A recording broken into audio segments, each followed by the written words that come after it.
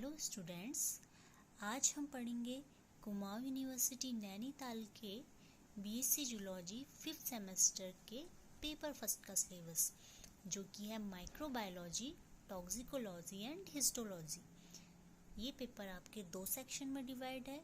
इसमें section A है microbiology and section B है टॉक्सिकोलॉजी एंड हिस्टोलॉजी। तो सेक्शन ए माइक्रोबायोलॉजी, आइए देखते हैं कि इसमें आपको क्या क्या पढ़ना है। इंट्रोडक्शन टू माइक्रोबायोलॉजी, आपको माइक्रोबायोलॉजी का इंट्रोडक्शन देना है, जिसमें आप उसकी हिस्ट्री और डेफिनेशन बताएंगे। Types of microbes, micro organism कितने टाइप के होते हैं आपको ये बताना है। Typical structure of a bacterium, एक बैक्टीरियम सेल का स्ट्रक्चर जो कि बहुत इम्पोर्टेंट है और कई बार एग्जाम में पूछा भी जाता है। तो आपको एक वेल लेबल्ड डायग्राम पता होना चाहिए बैक्टीरियम सेल का। Gram positive and gram negative bacteria, ये भी बहुत इम्पोर्टेंट टॉपिक है और कई बार एग्जाम्स में आ चुका है कि ग्राम पॉजिटिव और ग्राम नेगेटिव बैक्टीरिया के बीच में डिफरेंस बताइए।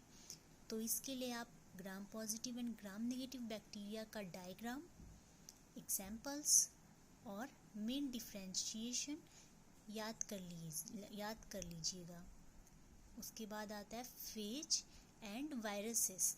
तो फेज में बैक्टीरियोफेज बहुत इम्पोर्टेंट है, जिसका डायग्राम आपको आना चाहिए और एग्ज़ाम में कई बार बैक्टीरियोफेज पूछ लिया जाता है, तो आप इसे अच्छे से पढ़ लीजिएगा। उसके बाद है पैथोजेनिक माइक्रोब्स, यानी कि वो माइक्रो ऑर्गेनिज्म जो हेल्थ इश्यूज क्रिएट करते हैं, जो हमारे स्वास्थ्य के लिए हानिकारक होते हैं। तो उसमें आपको पढ़ना है माइकोबैक्टीरियम। माइकोबैक्टीरियम वही जीनस है जिसकी स्पीसीज ट्यूबरकुलोसिस, माइकोबैक्टीरियम ट्यूबरकुलोसिस जिसकी वजह से होता है। रिकेट्सिया, ये बहुत इम्पोर्टेंट है और एग्ज़ाम में कई बार पूछा जाता है, तो आपको इसका टाइप वगैरह सब पढ़ लेना है। एक्टिनोमाइसिटीज और माइकोप्लाज्मा, माइकोप्लाज्मा भी इम्पोर्टेंट है। माइकोप्लाज्मा में सेल वॉल अब्सेंट रहती है, ये इसका एक फीचर भी है, जिस वजह से कई बार एग्जाम में इसका डायग्राम पूछ लिया जाता है। तो आपको माइकोप्लाज्मा में याद रखना है कि इसमें सेल वॉल अब्सेंट रहती है। उसके बाद है a brief knowledge of HIV, modes of transmission and control.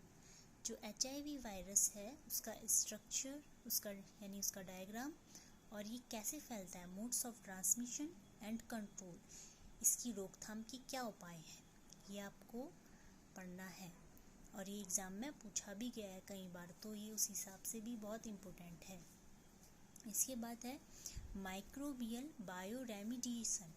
Microbial bioremediation मतलब कि हम माइक्रो ऑर्गेनिज्म की हेल्प से कैसे पोल्यूशन को कम करते हैं, कैसे हम वो माइक्रोब्स की हेल्प से अपने इन्वायरमेंट को क्लीन रखते हैं। तो आपको माइक्रोबियल बायोरेमिडिएशन में ये पढ़ना है और ये बहुत इम्पोर्टेंट भी है। शॉर्ट आंसर टाइप क्वेश्चन में कई बार पूछा भी गया है और आपको कम से कम 3 या 4 माइक्रोब्स के नाम पता होने चाहिए जो माइक्रोबियल बायोरेमिडिएशन में यूज़ होते हैं। उसके बाद है इंडस्ट्रियल माइक्रोबायोलॉजी, कैसे माइक्रो ऑर्गेनिज्म इंडस्ट्रीज़ में यूज़ होते हैं। तो dairy product, fermented food, alcoholic beverages, microbial spoilage. तो कई बार लॉन्ग आंसर टाइप क्वेश्चन में सीधे पूछ लिया जाता है माइक्रो ऑर्गेनिज्म इंडस्ट्रियल माइक्रोबायोलॉजी में कैसे यूज़ होते हैं, तब आप डेयरी प्रोडक्ट्स के में उनका इस्तेमाल फर्मेंटेड फूड में कैसे यूज़ होते हैं और एल्कोहलिक बेवरेजेस बनाने में कैसे यूज़ होते हैं। इसके अलावा भी बहुत सारे यूज़ हैं इंडस्ट्रीज़ में माइक्रोबायोलॉजी के। माइक्रोबियल स्पॉइलेज, यानी कि कैसे माइक्रो ऑर्गेनिज्म या ये माइक्रोब्स फूड को बर्बाद करते हैं, खाने को बर्बाद करते हैं, स्पॉइल करते हैं। तो कभी कभी अलग से शॉर्ट आंसर टाइप क्वेश्चन में माइक्रोबियल स्पॉइलेज पूछ लिया जाता है। इसमें आपका लास्ट टॉपिक है introductory account of prebiotic, probiotic and antibiotic. आपको बताना है प्रीबायोटिक क्या होते हैं, प्रोबायोटिक क्या होते हैं एंड एंटीबायोटिक क्या होते हैं। और इन तीनों में सबसे ज़्यादा इम्पोर्टेंट है एंटीबायोटिक। कई बार पूछ लिया जाता है कि एंटीबायोटिक क्या है, पहला एंटीबायोटिक क्या था? तो आपको पता होना चाहिए कि पहला एंटीबायोटिक पेनिसिलिन था, जो कि पेनिसिलियम नोटेटम नामक कवक से बनाया गया था और जिसके लिए फ्लेमिंग को नोबेल प्राइज़ भी मिला था। तो यहाँ पर आपका सेक्शन ए ख़त्म हो जाता है। अब आता है सेक्शन बी, टॉक्सिकोलॉजी। देखो, टॉक्सिकोलॉजी मतलब इस ब्रांच, ये साइंस की वो ब्रांच है जिसमें हम टॉक्सिक सब्सटेंस के बारे में पढ़ते हैं, उनके एडवर्स इफ़ेक्ट के बारे में पढ़ते हैं, या केमिकल्स के एडवर्स इफ़ेक्ट के बारे में पढ़ते हैं। तो इसमें है आपका introduction and brief history of toxicology. Toxicology का इंट्रोडक्शन क्या है, उसकी हिस्ट्री क्या है, and general principles of toxicology. Toxicology के जनरल प्रिंसिपल्स क्या हैं। उसके बाद आपका आता है इन्वायरमेंटल टॉक्सिकोलॉजी। टॉक्सिकोलॉजी के बहुत सारे टाइप हैं, इन्वायरमेंटल टॉक्सिकोलॉजी, क्लिनिकल टॉक्सिकोलॉजी। तो आपके कोर्स में इन्वायरमेंटल टॉक्सिकोलॉजी है। तो इन्वायरमेंटल टॉक्सिकोलॉजी के काइंड्स देखने हैं आपने, ये कितने प्रकार की होती है, and source of toxic agent. और इन्वायरमेंटल जो टॉक्सिकोलॉजी है उसमें उसके सोर्स क्या हैं, like animal toxins, plant toxins, pesticides, metals and food additives. कई बार लॉन्ग आंसर टाइप क्वेश्चन में पूछ लिया जाता है इन्वायरमेंटल टॉक्सिकोलॉजी के एजेंट्स क्या हैं। तो आपको उसमें बताना, इस पूरे टॉपिक को कवर करना होगा, animal toxins, plant toxins, pesticides, metal and food additives. और कई बार शॉर्ट आंसर टाइप क्वेश्चंस में सीधे पूछ लिया जाता है कि पेस्टिसाइड्स क्या है, तो आपको ये भी बताना है। इसके बाद है डोज रिस्पॉन्स रिलेशनशिप। इसमें आपको किसी भी मेडिसिन या केमिकल का डोज रिस्पॉन्स रिलेशनशिप क्या है, डोज और उसका रिस्पॉन्स, इनके बीच का रिलेशनशिप कैसा है, ये बताना होता है। और इसमें एक कर्व भी बनता है जो कि आप जब इसे पढ़ेंगे तो देखेंगे कि डोज और रिस्पॉन्स का जो रिलेशनशिप है उसके बीच में कैसा कर्व बनता है, और ये एग्ज़ाम में भी आता है। Frequency and cumulative responses, determination of TLM values, LD50, LC50, margin of safety and threshold limit.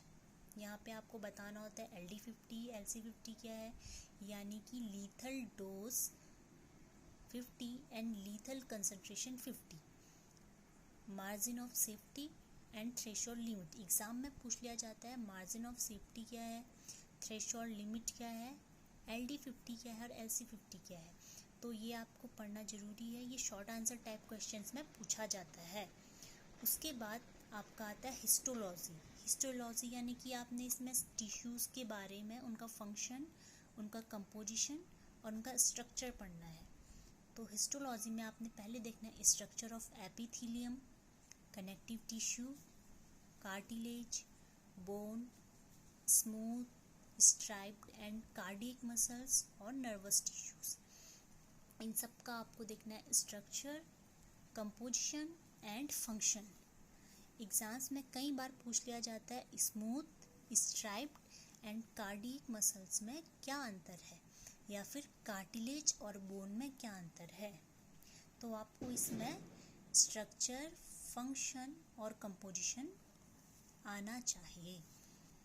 आखिर में आपका histological structure of liver, lung, pancreas, kidney and gonads of rabbit.